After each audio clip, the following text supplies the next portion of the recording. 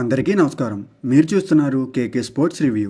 నిన్న జరిగిన మ్యాచ్లో ఒక సంచలనం నమోదైంది. నరేంద్ర మోడీ స్టేడియంలో గుజరాత్ టైటాన్స్ పులిలా గర్జిస్తే సన్ రైజర్స్ హైదరాబాద్ కనీస పోరాటం కూడా చేయకుండా చేతులెత్తేసింది. 82 పరుగుల భారీ విజయం. అసలేం జరిగింది? జీటీ ఎలా గెలిచింది? ఎస్ఆర్హెచ్ ఎందుకు ఫెయిల్ అయింది? పూర్తి వివరాలు ఈ వీడియోలో చూద్దాం. ముందుగా టాస్ గెలిచి బ్యాటింగ్కి దిగిన గుజరాత్కు మొదట్లో షాక్ తగిలింది. పవర్ ప్లే ముగిసేసరికి కేవలం 34 పరుగులకే 2 వికెట్లు కోల్పోయారు. కానీ అప్పుడు సీన్లోకి వచ్చాడు సాయి సుదర్శన్. 44 బంతుల్లో 61 పరుగులతో క్లాస్ ఇన్నింగ్స్ ఆడాడు. ఆఖర్లో వాషింగ్టన్ సుందర్ మెరుపులు మెరిపించి కేవలం 33 బంతుల్లోనే 50 పరుగులు చేసి నాటౌట్గా నిలిచాడు.